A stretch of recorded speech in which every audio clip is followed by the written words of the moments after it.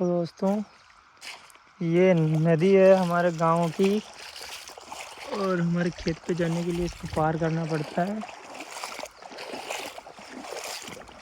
इतनी बार जाओ इसको पार करना ही पड़ता है हमारे को।